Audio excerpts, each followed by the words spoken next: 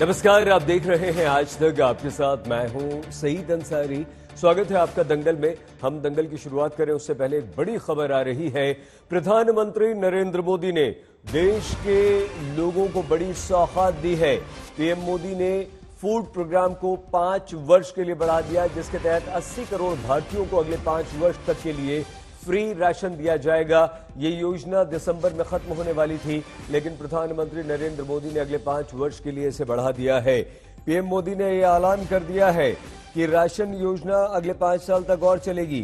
छत्तीसगढ़ के दुर्ग में उन्होंने कहा कि देश के 80 करोड़ गरीबों को मुफ्त राशन वाली योजना को बीजेपी सरकार अगले 5 वर्ष के लिए बढ़ा रही है और अब ये अगले 5 वर्ष तक चलेगी। मतलब यह हुआ कि देश के 80 करोड़ लोगों को मुफ्त राशन वाली योजना कोरोना के दौरान जो शुरू की गई थी, उसे बार बार कोरोना खत्म होने के बाद भी बढ़ाया जा रहा है और अब अगले 5 वर्षों तक 80 करोड़ भारतीयों को फ्री राशन और मिलेगा।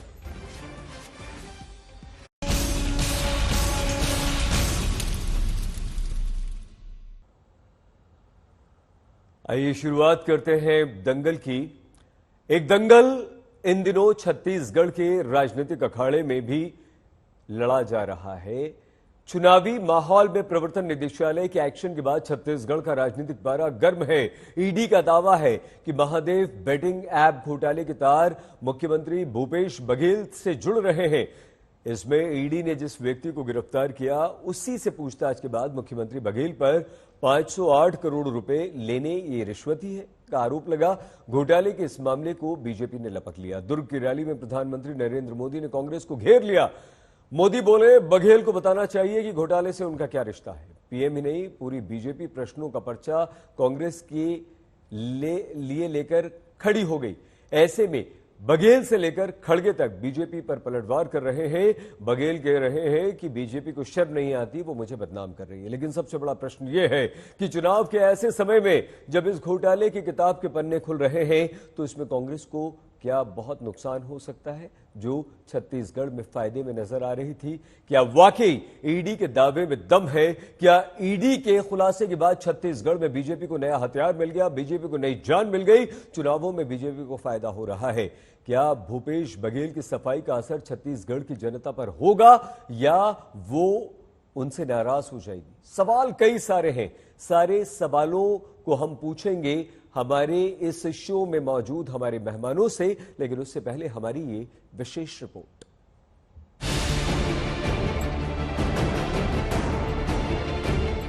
वोटिंग मशीन पर वोटों का बटन अभी दबा नहीं कि बेटिंग पर बवाल हो गया।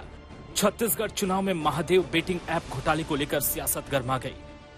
आरोपों के घेरे में छत्तीसगढ़ में कांग्रेस की सरकार के मुखिया भूपेश बघेल आ गए। पीएम मोदी ने दुर्ग के जनसभा से सीधे सीधे बघेल पर अटैक किया। कांग्रेस की प्राथमिकता क्या है? कांग्रेस की प्राथमिकता है भ्रष्टाचार से अपनी तिजोरियां भरना। पूरा छत्तीसगढ़ एक ही बात कह रहा है, जब सरकारी दफ्तर से निकलता है तो एक ही बात बोलता है, 30% कक्का, आपका काम पक्का।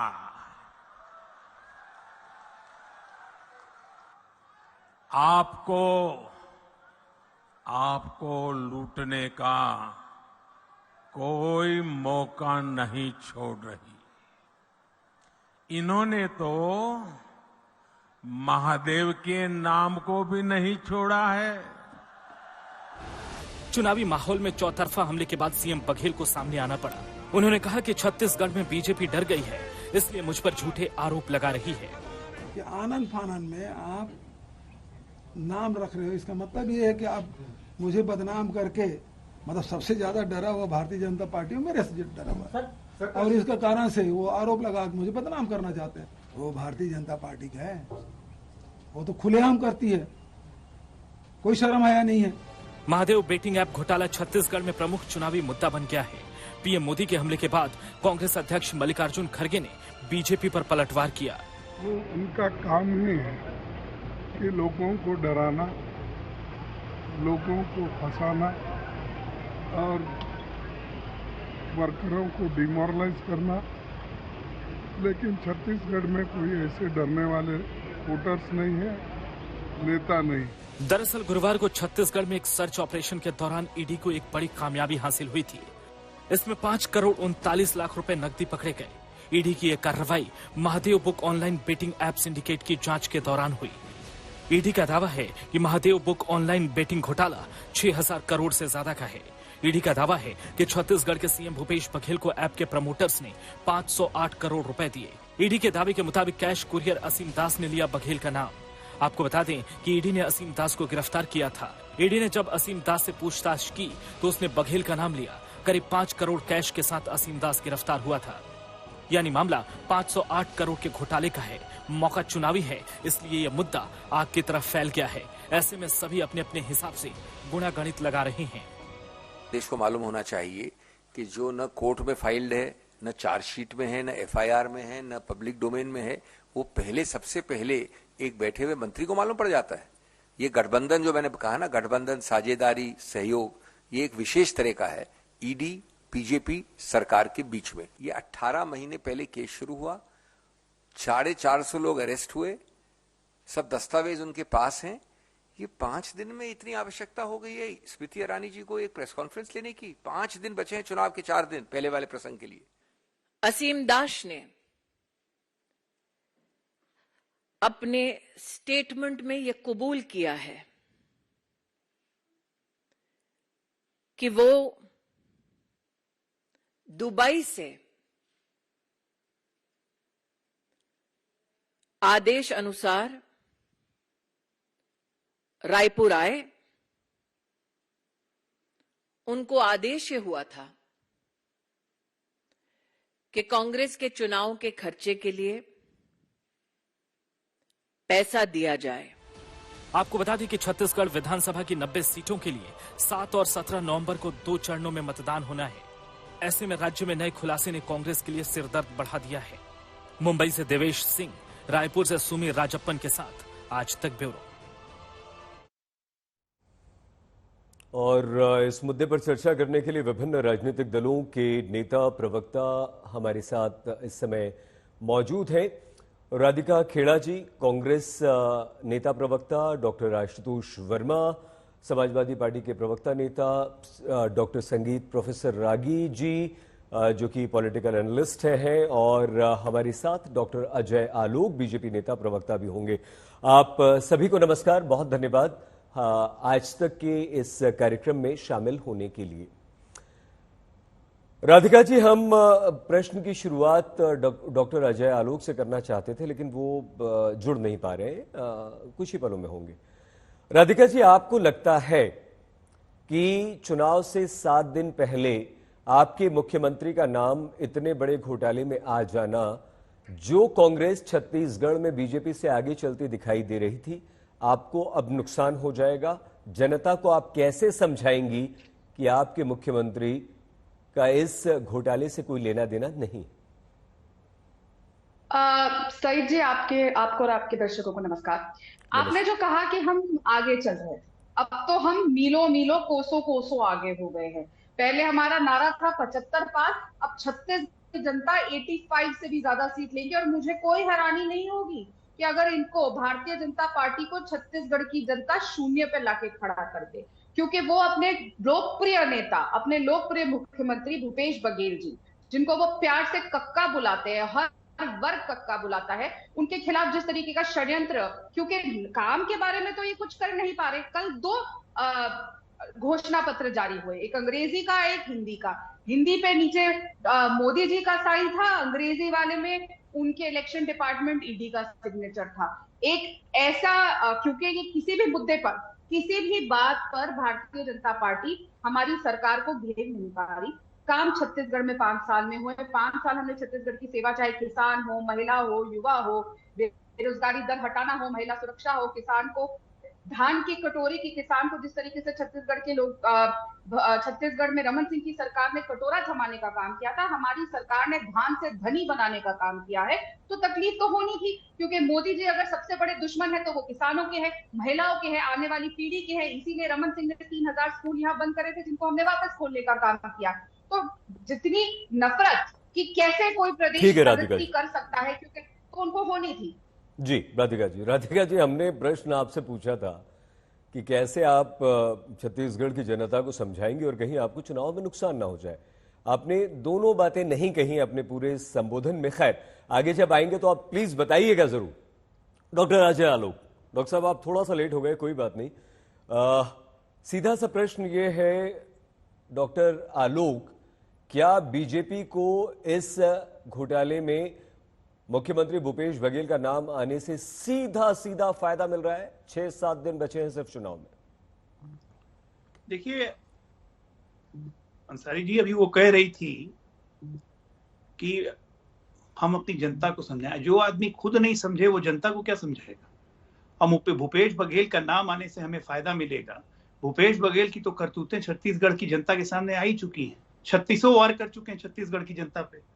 तो अभी ये महादेव ऐप में 508 करोड़ रुपया इनको मिला है, तो जरा बताएं महोदय आके, क्योंकि ये तो ईडी ने पकड़ा उस आदमी को। उस आदमी ने बयान दिया है कि मैंने भूपेश बघेल जी को अभी तक 508 करोड़ रुपए दिए हैं। अब उसके बेसिस पे ईडी अपनी पूछताछ करेगी। मनी ट्रेल एस्टैब्लिश हो रहा है, लेकिन ये टिप ऑफ द आइसबर्ग है। महादेव ऐप हम पिछले 6 महीने से कह रहे हैं, ये 1 साल से हम कह रहे हैं कि ये सरकार के संरक्षण में चलता हुआ जुए का अड्डा है, जिसको मुख्यमंत्री ही संचालित करते थे, और ये 15,000 करोड़ से ऊपर का है। आज जब सामने कलई खुल रही है और पैसे सामने पकड़े जा रहे हैं, तो ये पैसे आ रहे हैं। और साफ कह रहा है कि कांग्रेस के चुनाव के प्रचार के लिए ये पैसे भेजे गए हैं दुबई से। तो इसमें महाशय को जवाब देना चाहिए, न कि अपने सरकार के केंद्रीय सरकारी एजेंसियों पे आरोप लगाने चाहिए, सुरक्षा बलों पे आरोप लगाने चाहिए, जैसे कि गहलोत कह रहे हैं। ये सब क्या है? बदहवासी है कि CISF CRPF के बैग में पैसे आ रहे हैं, उनके ट्रक से पैसे आ रहे हैं। ये सब बदहवासी है। अगर अपने देश की सुरक्षा बलों पे इल्जाम लगाएंगे, अपने देश की वित्तीय एजेंसियों पे भरोसा नहीं करेंगे, तो क्यों? आपके करतूत अगर ऐसे हैं, पकड़े जा रहे हैं, तो उसमें दिक्कत कहाँ है? पकड़े तो जाएंगे यहाँ, क्योंकि जब एजेंसियां काम करती हैं तो चोर पकड़े जाते हैं। और उसके बाद तरह तरह के इल्जाम, और इससे जनता में क्या परसेप्शन जाएगा, ये मुझे बताने की जरूरत नहीं है। नहीं डॉक्टर आलोक, हम राधिका जी ने भी जवाब नहीं दिया, हमने भी पूछा। आपको अवश्य बताना चाहिए था कि बीजेपी को इससे फायदा होगा या नहीं होगा। खैर कोई बात नहीं, आगे आप कोशिश कीजिएगा कि बताइए, क्योंकि अब प्रश्न यही है कि 7 दिन में अगर ऐसा कोई मुद्दा आ जाता है तो राजनीतिक दलों को, विशेषकर कांग्रेस को और बीजेपी को, उससे फायदा है या नुकसान? डॉक्टर आशुतोष वर्मा। डॉक्टर साहब, डॉक्टर आशुतोष, आपसे भी यही प्रश्न, क्या एक बड़े राजनीतिक दल के नेता प्रवक्ता होने के नाते आपको लगता है कि चुनाव से ठीक पहले अगर इस तरह का कोई मुद्दा भ्रष्टाचार का इतना बड़ा आ जाए और किसी पार्टी के मुख्यमंत्री, सरकार के मुख्यमंत्री या किसी पार्टी के बड़े नेता या उस राज्य के नेता पर यह आरोप लग जाए, तो सीधे सीधे जनता का मोह भंग होता है या वोट पर उसका असर पड़ता है? ईमानदारी से आप बता पाएंगे डॉक्टर वर्मा? सही जी, देखिए इस आपके सवाल के 2 पक्ष हैं इसमें।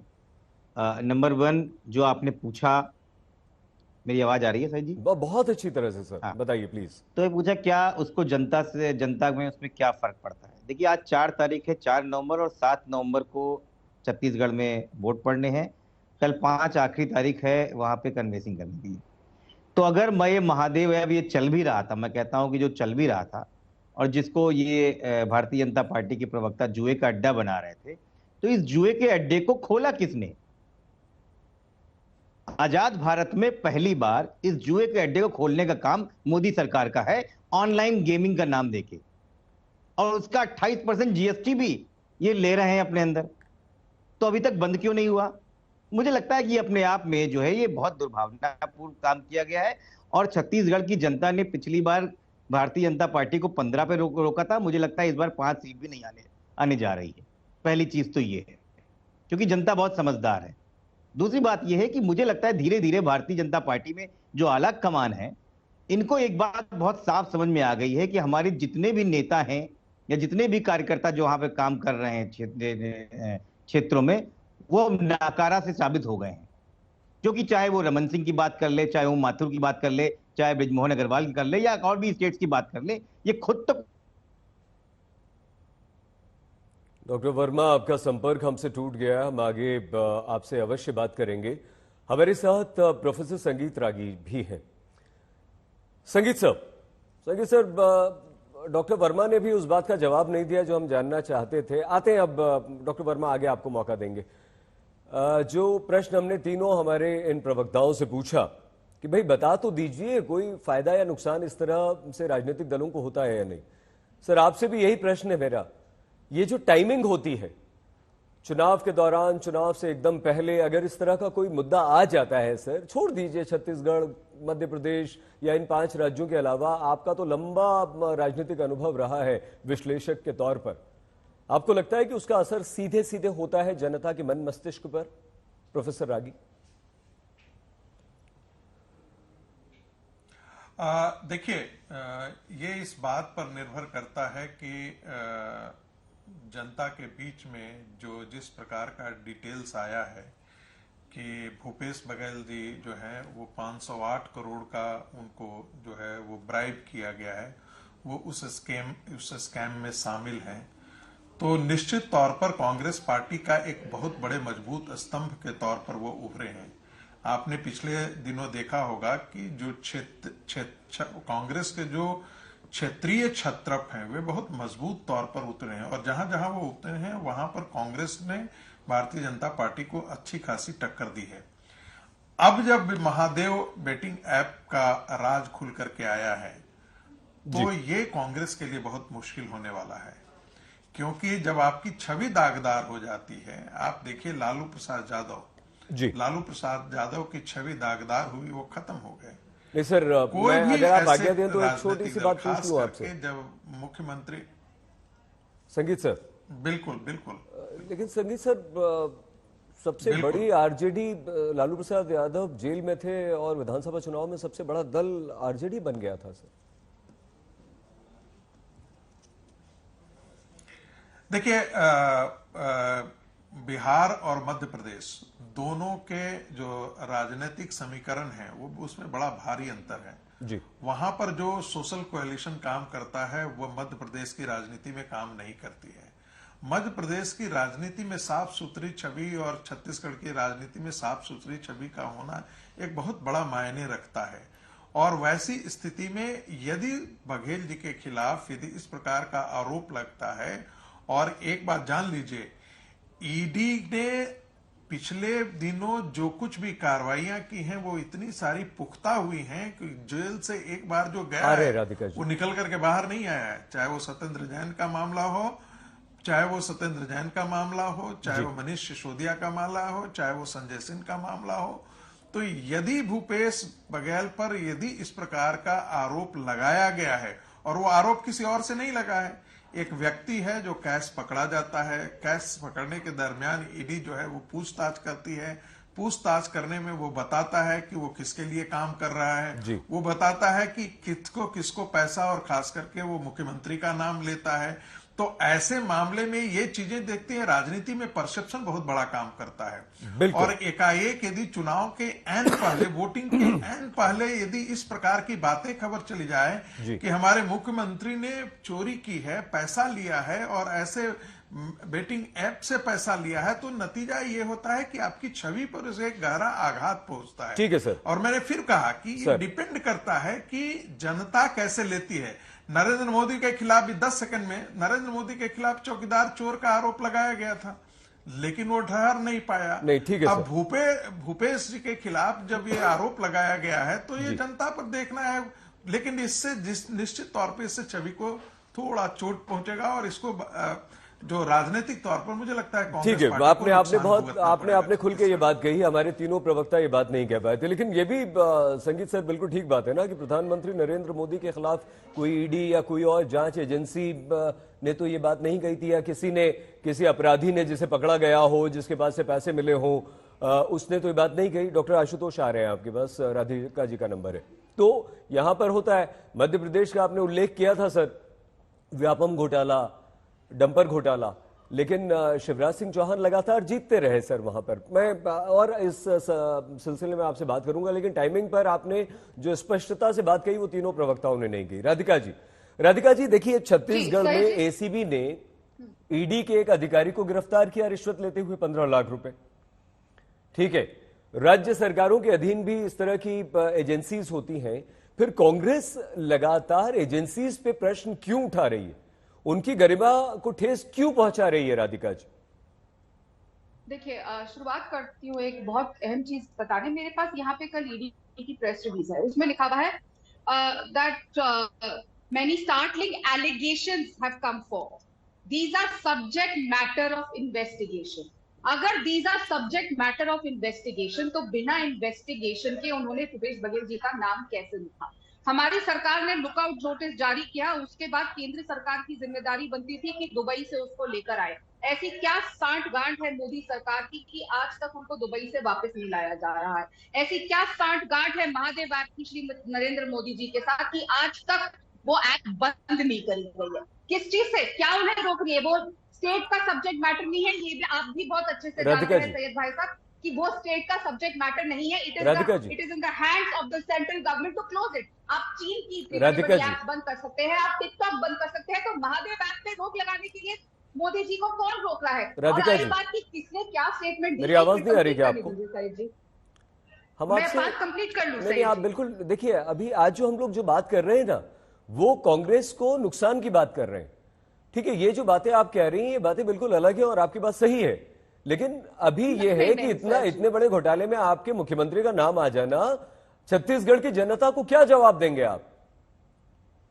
सैयद जी, मैं बिल्कुल सही और बिल्कुल पॉइंट की बात कर रही हूँ। जो घोटाले की आप बात कर रहे हैं, जो मैंने आज पढ़ के आपको बताया, उसमें लिखा हुआ है क्लियरली कल की ईडी की स्टेटमेंट में, मैटर्स ऑफ इन्वेस्टिगेशन। आम आदमी को राधिका जी ये बातें समझ में कहाँ आती हैं? उसे तो सिर्फ एक बात समझ में आती है कि 500 करोड़ रुपए भूपेश बघेल को दिए गए। उसे तो ये बात समझ में आती है ना, सिद्ध तो बाद में होगा। चुनाव तो अभी है 3 दिन में, 7 तारीख को वोटिंग में क्या करेंगे आप? 17 को वोटिंग में क्या करेंगे आप? सैयद जी, अगर आप बोल रहे हैं आम आदमी पार्टी को ये बात समझ आती है, तो आपको जिस तरीके से आपने ये स्टेटमेंट बोला, आपको ही ये स्टेटमेंट बोलना चाहिए कि ईडी की प्रेस रिलीज में लिखा हुआ है that these are matters of investigation, और बिना इन्वेस्टिगेशन करे मुख्यमंत्री श्री भूपेश बघेल जी का नाम ईडी ने लिख दिया है। आप जैसे पत्रकारों की ये जिम्मेदारी बनती है, क्योंकि आप चौथा स्तंभ है डेमोक्रेसी का, सच बताएंगे। देखिए, आप राधिका जी, आप पत्रकारों पर प्रश्न तो उठा देती हैं। आपने हमारी रिपोर्ट तो सुनी नहीं। आपने रिपोर्ट जो आप पहला प्रश्न आपसे से पूछा था, उससे पहले आपने हमारी रिपोर्ट में सुना नहीं। अगर आप वो रिपोर्ट सुन लेती तो उसमें एक एक बात का उल्लेख हमने किया है। उसमें आपके मुख्यमंत्री ने जो बातें कही उनका कोड भी हमने दिया, उनकी बाइट भी हमने सुनाई है। खैर, अपनी बात पूरी कीजिए। मैं सिर्फ बात आपको बता रहा था। भारतीय जनता पार्टी के पास 3 चीजें अभी इस समय। एक, उनका हिंदी में नरेंद्र मोदी जी द्वारा साइन किया हुआ मैनिफेस्टो, और उम्मीद कर रहा है देश, जिस तरीके से उन्होंने छत्तीसगढ़ के मैनिफेस्टो में अपना नाम लिखा है, कहा है कि 500 रुपए का सिलेंडर देंगे, तो पूरे देश भर को भी देंगे, सिर्फ छत्तीसगढ़ को नहीं। दूसरा, इंग्लिश में जो ईडी ने इनका मैनिफेस्टो जारी किया, जिसमें विदाउट इन्वेस्टिगेशन श्री भूपेश बघेल जी का नाम देंगे। और तीसरा, जो आप यहाँ पे आके कह रहे हैं कि इससे बहुत धूमिल हो रही है चीजें, जब मैं सच बता रही हूँ, सच बार बार जनता ये जानती है, और यहाँ की जनता बहुत ही ज्यादा इंटेलिजेंट है सैयद जी। 0.5% अनएम्प्लॉयमेंट यहाँ पे है, और यहाँ पे हम लोगों को शिक्षा देने का अधिकार पूरा करते हैं, क्योंकि स्कूल खोलने का काम करते हैं। यहाँ की जनता 15 साल जो रमन सिंह के शासन में बेवकूफ बनती रही, अब बेवकूफ नहीं बनती, वो जानती है कि छत्तीसगढ़ की मुख्यमंत्री को किस तरीके से मीडिया के साथ मिलकर भारतीय जनता पार्टी ये पेश करने की कोशिश कर रही है कि उनका इस पे कोई हाथ है। मैं फिर बोलूंगी, नरेंद्र मोदी जी को क्या रोका है महादेव ऐप बैन करने से? और आपको ये पूछना चाहिए प्रधानमंत्री से, जवाब नहीं आएगा, पर पूछे भारतीय जनता पार्टी के प्रवक्ता से कि उनको क्या रोका है कि लुकआउट नोटिस इशू होने के बाद आज तक वो लोग वापस नहीं आए हैं? क्या उनको रोका है कि भारतीय ऐप आज तक बैन नहीं किया जा रहा है? ठीक है राधिका जी, जैसे हम आपसे सिर्फ प्रश्न पूछते हैं, आप हमें सलाह दे रही हैं, बहुत धन्यवाद उसका। डॉक्टर अजय आलोक, डॉक्टर साहब, ये जो आप पर आरोप लगता रहता है कि ईडी, सीबीआई और दूसरी जांच एजेंसियां हैं जो उनका आप भरपूर इस्तेमाल कर रहे हैं अपने फायदे के लिए, क्या आप टाइमिंग को भी बताएंगे कि वो तो ईडी का काम है, जब उसे करना था कर दिया, या आपको डॉक्टर आलोक कहीं लगता है कि हाँ, ये ऐसे टाइम पर कार्रवाई ईडी ने कर दी कि भले ही हमारा कोई लेना देना नहीं है, लेकिन फायदा तो हमें मिल गया इसका? सईद जी, ईडी ने ये कार्रवाई कोई पहली बार नहीं की है। मैडम इतना बोल रही हैं, वो जानती है क्यों बोल रही हैं? क्योंकि जब रॉन्ग फुट पे आदमी जाता है ना, तो एक्सप्लेनेशन लंबा हो जाता है और अनएंडिंग हो जाता है। इधर की बात उधर, उधर की बात इधर, उधर की बात इधर। अरे मुद्दे पे रहिए ना। 508 करोड़ रुपए आपको भूपेश बघेल को दिए उसने ये कहा ईडी को, तो ईडी इस पे जांच करेगी। मैंने पहले ही बोला था ओपनिंग में, ईडी जब जांच करेगी तो इनको बुलाएगी, इनसे सवाल जवाब करेगी, तब ये भी अरविंद केजरीवाल की तरफ भागेंगे। बात तो रही है। टेस्टिमनी कौन कर रहा है? टेस्टिमनी इनका आईपीएस ऑफिसर, छत्तीसगढ़ कैडर का IPS officer, sitting SP Kawardha कह रहे हैं, जो स्टिंग ऑपरेशन में आया है, कवर्धा के एसपी कह रहे हैं कि मुख्यमंत्री कार्यालय में ऊपर से लेकर नीचे तक सारे पुलिस वाले, राजनेता, पॉलिटिशियन इसमें मिले हुए हैं और ये कंसेंट से हो रहा है। ये तो टेस्टिमनी स्टिंग में आ चुका है, कहां तक भागिएगा? आपने चोरी आपने की है तो जवाब आप ही को देना है। दूसरी बात, प्रधानमंत्री नरेंद्र मोदी जी 2019 का मैंडेट किस चीज पे लेके आए थे? उन्होंने खुले मंच से कहा था लाल किले से कि मैं एक एक चोरों को वापस ले आऊंगा, जेल के दरवाजे तक ले आया हूं, मैं सबको वापस खींच के जेल के अंदर पहुंचाऊंगा। आज जब वो ये काम कर रहे हैं तो दिक्कत किस बात की है भाई? उनको इसी बात का मैंडेट मिला है कि भ्रष्टाचारियों को पकड़ना है और वो पकड़ेंगे। आप गाली देते रहिए, वो तो अपने रैलीज में भी कह रहे हैं, वो तो खुलेआम अपने रैलीज में कह रहे हैं कि मुझे जितनी मर्जी गाली देना है दो, भ्रष्टाचार के खिलाफ मैं काम करना रुकूंगा नहीं। तो क्या आप चाहता है, क्या ये देश चाहता है कि प्रधानमंत्री मोदी जी जस्ट बिकॉज कि वो राजनीतिक विरोधी हैं तो भ्रष्टाचार के खिलाफ काम करने में रोक दें ईडी और सीबीआई को कि भाई तुम काम मत करो, चुनाव चल रहा है? ऐसा होता है क्या? सिस्टम को आप रोकते हैं? जैसे अभी हमारे समाजवादी पार्टी के मित्र कह रहे थे, इनके हिसाब से चलिए तो ये तो पूरा सिस्टम ही रोक देते थे, ये तो आतंकवादी को छोड़ देते थे, कोर्ट को दखल देना पड़ता था कि आतंकवादी कैसे छोड़ दिया। सिस्टम को तोड़ा और मरोड़ा कैसे जाता है और निचोड़ा कैसे जाता है, ये कांग्रेस और समाजवादी से ज्यादा कौन जानेगा? और हम अच्छा काम कर रहे हैं तो हमें ज्ञान देने की नहीं, ईडी सीबीआई हमारी टूल हो गई है और हम लोग टूल किट से इनको परेशान कर रहे हैं। अपने कर्म देखिए, आपके कर्म क्यों ऐसे हैं कि परेशान होना पड़े? नहीं करते ऐसे कर्म। क्या घोटाला नहीं किया छत्तीसगढ़ को? जब मैं कहता हूं 36 प्रहार किए भूपेश बघेल ने, अरे गोवर्धन घोटाला, चावल घोटाला, गाय घोटाला, गोबर घोटाला, कौन सा कोयला घोटाला, मतलब ट्रक से 25 रुपए पर टन की वसूली मुख्यमंत्री करता है, ये दिन गिर गए। मतलब चूस लिया छत्तीसगढ़ को सूखे हुए आम की तरह। और 85 सीट लाएंगी, 8.5 सीट नहीं मिलने जा रही है, 85 बहुत दूर की बात। ठीक है डॉक्टर वर्मा, जब इस तरह के आरोप किसी पर लगते हैं और वो भी मौजूदा मुख्यमंत्री पर आरोप लग जाए, चुनाव से 3 दिन पहले लग जाए, आपको लगता है कि ईडी, सीबीआई या दूसरी एजेंसियों का इस्तेमाल होता है? आप कहेंगे हाँ बिल्कुल होता है, केंद्र सरकार कर रही है, लेकिन क्या आपको लगता है कि वाकई जनता पर उसका ऐसा असर पड़ता है कि कहते हैं ना कि अभी तो बहुत वक्त है चुनाव में, हफ्ते पर देखिए हम चुनाव बदल कर रख देंगे, तो क्या आप मानते हैं कि इस तरह का कोई मुद्दा आ जाए तो चुनाव बदल जाता है? बिल्कुल नहीं। मुझे लगता है कि पहले तो बात मैं जवाब देना चाहूंगा दोनों भारतीय जनता पार्टी के प्रवक्ताओं का। पहले तो संगीत रागी जी बोल रहे थे, जब आपने उनको टोक दिया कि लालू जी के ऊपर जब आरोप लगे तो आरजेडी खत्म हो गई, तो आपने तुरंत टोका कि नहीं आरजेडी सबसे बड़ी पार्टी बन के निकली, तो तुरंत वो पलटी मार गए। फिर वो कहने लगे कि भाई चौकीदार है, चोर है, ये आरोप लगाया तो मोदी जी को कोई फर्क नहीं पड़ा। तो जब मोदी को फर्क नहीं पड़ा तो भूपेश बघेल पे कैसे फर्क पड़ेगा? तो ये बात अपने आप में जो है कॉन्ट्राडिक्टरी है। खैर, अब दूसरी बात, सिस्टम की बात बोल रहे थे भारतीय जनता पार्टी के प्रवक्ता। भाई साहब, ये कौन सी ईडी की बात बोलते हैं आप? कौन सी ईडी की बात? वही ईडी की बात जिसके डायरेक्टर संजय कुमार मिश्रा के पीछे भारतीय जनता पार्टी के दोनों वरिष्ठ नेता पीछे पड़ गए थे और आईटी एक्ट को अमेंडमेंट करके उनको लगातार एक्सटेंशन दिए जा रहे थे। इतना एक्सटेंशन दिए जा रहे थे कि सुप्रीम कोर्ट को हस्तक्षेप करना पड़ा कि आप सिस्टम के साथ खिलवाड़ करके एक आदमी के पीछे, डायरेक्टर बनाने के पीछे क्यों पड़ गए हैं? क्या आपके डिपार्टमेंट में कोई भी ऐसा व्यक्ति नहीं है जो और डायरेक्टर बन जाए? और हम तत्काल प्रभाव से इनके जो है एक्सटेंशन रोकते हैं। उसके बाद सितंबर में जब इन्होंने कहा कि नहीं हमारी कुछ प्लीज चल रही है, खत्म कीजिए, तो कहा सितंबर के बाद एक्सटेंशन नहीं मिलेगा। तो सिस्टम को कौन तोड़ता है? और वो ईडी जिसने अभी तक 5422 केस रजिस्टर किए हैं और कन्विक्शन रेट कितने हैं? 23, मात्र 23 लोगों का कन्विक्शन है, कन्विक्शन रेट 0.5%। तो आरोप लगाना तो भारतीय जनता पार्टी को सिखाया जाता है कि किसी को चरित्र हनन करना है तो भारतीय जनता पार्टी के लोग हनन कर सकते हैं, किसी के घर में लड़ाई लड़ानी है तो भारतीय जनता पार्टी के लोगों को बुला लो, किसी का ऊपर भ्रष्टाचार का आरोप लगाना है तो भारतीय जनता पार्टी वाले को बुला लो। तो भारतीय जनता पार्टी किसी को ना समझाए कि आप क्या करते हैं और सिस्टम कैसे तोड़ते हैं। पिछले 10 सालों में इस देश ने देखा है कि सिस्टम की ऐसी की तैसी करने में दोनों भारतीय जनता पार्टी के बड़े नेताओं ने अपना पूरा सहयोग दिया है और किस तरीके से लोकतंत्र की हत्या करी है इस देश में हर जगह पे, चाहे वो कहीं कोई भी आयोग हो, कोई भी सिस्टम हो, कोई भी सरकारी संस्थाएं हैं, किसी की कोई मान्यता नहीं रखी है और उसको धराशायी करके रख दिया है। ठीक है, प्रोफेसर रागी सर, आप हमें ये बताइए कि ये आज से नहीं, ये तो सदियों से चला आ रहा है, कई दशकों से चला आ रहा है कि जो राजनीतिक दल सत्ता में नहीं होता वो कहता है कि हम सत्ता में आएंगे तो भ्रष्टाचार उजागर करके इन्हें जेल में डाल देंगे, उन्हें जेल में डाल देंगे। एक नाम हमें याद आता है, राधिका जी उस पर रिएक्ट भी करेंगी। आप हरियाणा की बात याद कीजिए। हरियाणा में ये कहा गया कि जबरदस्त जमीन घोटाला प्रोफेसर रागी वहां पर होता है और रॉबर्ट वाड्रा को बीजेपी ने कहा कि अगर हरियाणा में हमारी सरकार बन गई तो हम आते ही केस करेंगे, सारे सबूत हमारे पास हैं, जेल में डालेंगे। फिर कहा कि अगर केंद्र में हमारी सरकार बन गई तो रॉबर्ट वाड्रा एक दिन भी नहीं रुक सकते, हम उन्हें जेल में डाल के रहेंगे। केंद्र में भी सरकार, राज्य में भी सरकार, रॉबर्ट वाड्रा बाहर। अरविंद केजरीवाल यही कहते थे कि शीला दीक्षित हम आ गए तो पहले दिन शीला दीक्षित के खिलाफ केस करेंगे, सारे सबूत देंगे, उन्हें जेल में डालेंगे। वो नहीं रही, अब खैर उनके बारे में बात नहीं करनी चाहिए, लेकिन अरविंद केजरीवाल 2-3 बार मुख्यमंत्री भी बने, गठबंधन अलग, और शीला दीक्षित वैसी ही रही जब तक वो रही।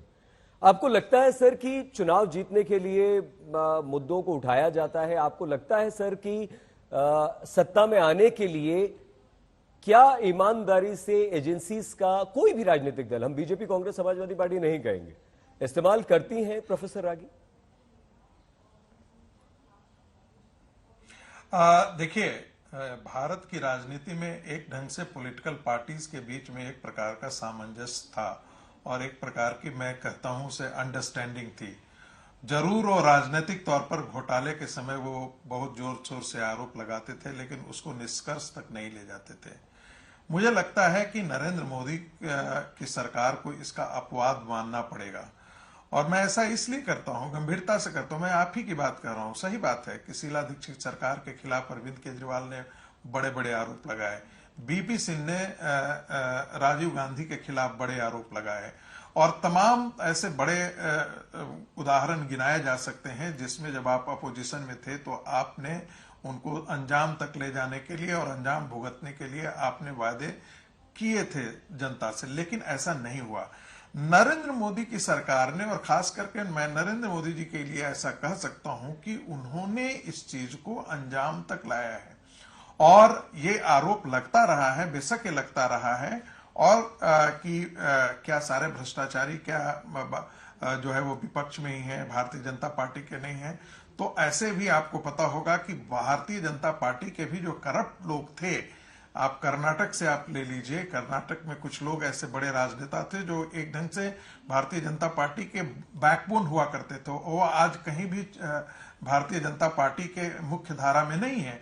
तो ऐसे लोगों को नरेंद्र मोदी ने करीब करीब हाशिए पर डाल करके रखा है, और नतीजा ये है कि, और दूसरे तरीके से भी आप ये सोचिए जरा सा कि मैं पॉलिटिकल पार्टी हूं, और पॉलिटिकल पार्टी के साथ साथ मैं यदि नेता हूं, तो यदि सवाल ये नहीं है कि आप ये चुनाव के समय टाइमिंग क्या है, टाइमिंग इंपॉर्टेंट नहीं हो जाता है, टाइमिंग इंपॉर्टेंट विपक्ष के, सरकार के लिए हो रहा है, बघेल के लिए हो रहा है। सवाल यह है कि क्या आरोप में दम है या नहीं है। उसका जो एक व्यक्ति है वो कैश पकड़ा जाता है, कैश के बाद उसका फोन पकड़ा जाता है, फोन के बाद ईमेल एक्सचेंज है, ईमेल एक्सचेंज को देखती है ईडी, और ईमेल एक्सचेंज के देखने के बाद ईडी को लगता है कि अरे यहां पर एक 508 करोड़ का पैसे का घपला हुआ है, स्कैम हुआ है, और तब जाकर के ईडी कहती है कि इसे जांच का विषय है। तो इतना कहने में ईडी कोई अपराध, तो ईडी का अपराध तो नहीं होता है। आपके पास कोई खबर आती है और आप उस खबर को चलाते हैं तो आप अपराधी तो नहीं बन जाते हैं, पहले वेरीफाई तो नहीं करते। यहां तो वेरीफाई करके ईडी कह रही है कि भाई हमने ईमेल एक्सचेंज को देखा है, फोरेंसिक जांच की है, फोरेंसिक जांच में हमने पाया है कि ये ठीक ठाक है, और इसके आधार पर हम कर सकते हैं। हाँ, बिल्कुल। क्या आप ये बता सकते हैं कि विभिन्न राजनीतिक दल अपने अपने फायदे के लिए क्या इन एजेंसीज का इस्तेमाल करते आए हैं, करते हैं? क्या ये संभव है या करते हैं राजनीतिक दल, हाँ या नहीं सर? या कुछ उदाहरण हो तो आप दे सकते हैं। देखिए, इसमें सवाल अभी का तत्काल मामला है कि क्या ईडी ने इसको राजनीतिक फायदे के लिए या नुकसान के लिए किया जाता है। कई बार ये बात बहुत कम लोगों को मालूम है कि ये जो ईडी की जो कार्रवाई होती है वो कोई 1-2 दिन की कार्रवाई नहीं होती है। इसके पहले जो है वो काफी एजेंसियां उस पर बहुत निगरानी करती हैं। ये ऐसे एकाएक 5 करोड़ और 39 लाख का जो कैश जो है वो ऐसे जब्त नहीं हुआ होगा। इसके पूछे उनका जो इंटेलिजेंस विंग होता है, इन्फो जो मिनिस्ट्री ऑफ इकोनॉमिक अफेयर्स है, उसका सर मुझे आपको रोकना पड़ रहा होता है। तो इसलिए मुझे लगता है, आपने बात पूरी कर लीजिए सर जल्दी से। तो मुझे लगता है कि जब तक उसके पास क्रेडिबल एविडेंस नहीं होगा तब तक ऐसी कार्रवाई ईडी सामान्यतः नहीं करती है। ठीक है सर। राधिका जी, सीबीआई पिंजरे में बंद तोता है जो अपने मालिक की बोली बोलता है। सुप्रीम कोर्ट की ये टिप्पणी राधिका जी आपको याद होगी। तो क्या आपको लगता है राधिका जी वही प्रश्न जो हम प्रोफेसर रागी से समझना चाह रहे थे कि सरकारें इस्तेमाल कर सकती हैं या करती हैं जांच एजेंसीज का अपने फायदे के लिए? देखिए, सुप्रीम कोर्ट ने वो टिप्पणी करी थी, लेकिन सुप्रीम कोर्ट के चीफ जस्टिस कैसे सामने आए थे और उन्होंने क्या बोला था डेमोक्रेसी को लेके और क्या चल रहे हैं देश के हालात, वो भी आप जानते हैं।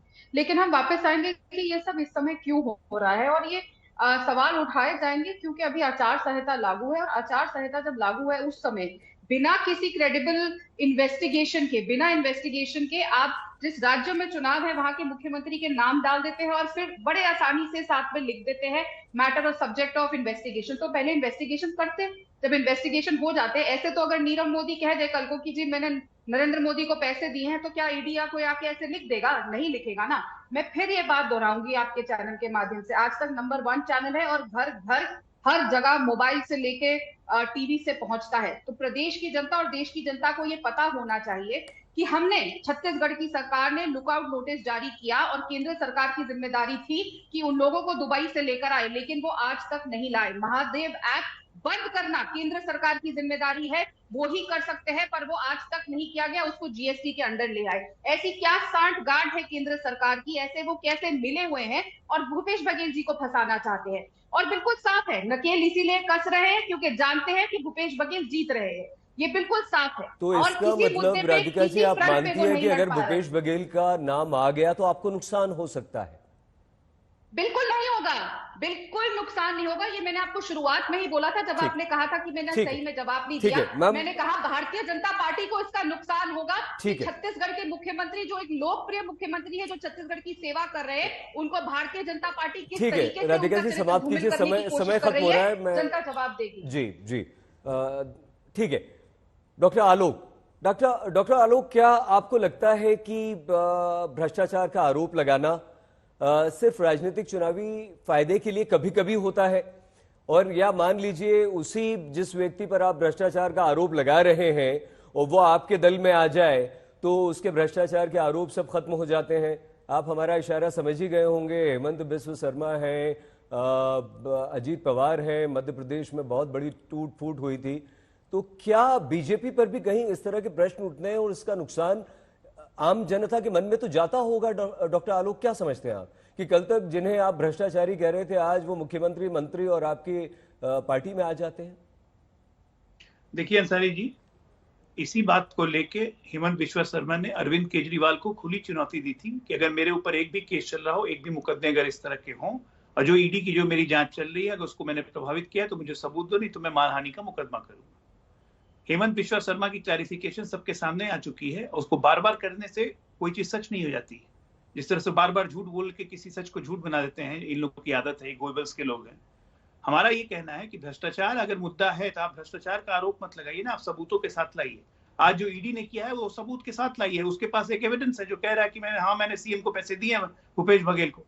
ईडी यही बात कह रहा है तो उसमें मिर्ची क्यों लग रही है? और खुद ही कह रही है कि ये नकेल कस रहे हैं। अरे भाई, नकेल उसी की ना कसी जाती है जो कोई गलती करता है।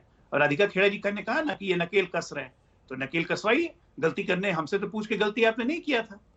भ्रष्टाचार एक ऐसा बीमारी है कि जिसको खत्म करने की अगर मोदी जी ने कसम खाई है तो वो खाएंगे, वो कार्य करेंगे। आप उसमें उनको रोज दिन गालियां देते रहिए, उससे कोई फर्क नहीं पड़ता है। डॉक्टर आलोक, जितनी मन जहां तक रही कि एजेंसियां को कैसे इस्तेमाल करना है, आशुतोष जी को तो बेहतर पता होगा। आशुतोष जी, हाँ, कैश फॉर डील में, न्यूक्लियर डील के समय जो सरकार बचाई थी तो डीए का केस रिलैक्स हो गया था ना, याद है कि भूल गए? तो एजेंसियां कैसे काम करती है, इससे अच्छा आपसे बड़ा उदाहरण कौन होगा? ठीक है डॉक्टर आलोक, गवा रहा है, प्रयोगशाला रही है यूपी बहुजन समाज पार्टी हो चाहे आप हो, कांग्रेस आपकी नकेल कभी कस देती है कभी छोड़ देती है। डॉक्टर वर्मा, बैठ के यहाँ को कोस रहे हैं। डॉक्टर आलोक, हो गया आपका या कंप्लीट करना है आपको? बहुत धन्यवाद डॉक्टर वर्मा। क्या आपको लगता है कि ये विभिन्न राजनीतिक दल करते हैं इस तरह, जो प्रश्न हम डॉक्टर आलोक से पूछ रहे थे कि भाई भ्रष्टाचार का आरोप लगाइए उनकी छवि खराब करने के लिए, उनकी सरकार गिराने के लिए, और अगर वो आपके पास आ जाए तो फिर वो मंत्री भी बन जाते हैं, वो मुख्यमंत्री भी बन जाते हैं, वो सब कुछ बन जाते हैं, पद प्रतिष्ठा सब कुछ मिल जाती है। क्या आप इस बात को मानते हैं? क्या आपकी पार्टी में भी ऐसा होता है? सही जी, एक समय होता था भारत के प्रधानमंत्री के वक्तव्य को बहुत सीरियसली लिया जाता था और लोग एक पत्थर की लकीर के समान मानते थे। लेकिन इसी देश के प्रधानमंत्री माननीय मोदी जी ने वो दिन दिखलाया कि भरी सभा में कह के अजीत पवार को 70,000 करोड़ का बोला कि इतना बड़ा भ्रष्टाचार किया है, और वही प्रधानमंत्री 4 दिन बाद उसको उप मुख्यमंत्री बनाता है अपनी पार्टी से। इससे ज्यादा गिरी हुई लांछन भारतीय जनता पार्टी राजनीति में और कभी नहीं लगा सकती। भारतीय जनता पार्टी को सिखाया जाता है कि चिल्ला के झूठ बोलो, दूसरों का चरित्र हरण करो, दूसरों को बर्बाद करो, क्योंकि हो सकता है कुछ लोग बहक जाएं। तो मैं कह रहा हूं 15 सीट मिली थी पिछली बार, 5 भी नहीं मिलने वाली हैं। सही जी, आज जो भारतीय जनता पार्टी ने सेल्फ गोल किया है ये आप देख लीजिएगा और कोशिश कीजिएगा कि भारतीय जनता पार्टी, और यही पैनल रखिएगा 3 दिसंबर को हम लोग बैठेंगे और तब मजा आएगा, तब हम आलोक जी से बात करेंगे। यही पैनल रखिएगा और कोशिश करेंगे, हम यही बैठेंगे और बात करेंगे और रिप्लाई कीजिएगा, तब हम आलोक जी से बात करेंगे। डॉक्टर वर्मा, आप तो ज्योतिषी हो गए, तो नहीं, ज्योतिषी नहीं हो गए, हम लोग जनता के बीच में हो गए सर, जनता तो के बीच में है। आप सुनिए ना, आप उत्तर प्रदेश में लोकसभा और विधानसभा में समाजवादी पार्टी की सीटें भी बता दीजिए। वो भी बताएंगे, हम जनता के बीच में हैं, हम नब्ज पकड़ रहे हैं, तो आप और भारतीय जनता पार्टी की छटपटाहट। ठीक है सर, समाप्त कर रहे हैं। नहीं, समाप्त करना है। संगीत सर आपसे, प्रोफेसर रागी आपसे समाप्त करेंगे। प्रोफेसर रागी, ईमानदारी से सर कुछ तो बताइए।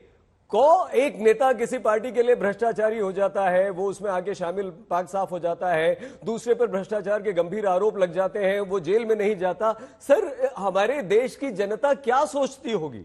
एक आम व्यक्ति क्या सोचता होगा? मैं किस पे विश्वास करूं? कौन भ्रष्टाचारी है, कौन नहीं है? कभी किसी पे आरोप लगता है, कभी किसी पे आरोप लगता है।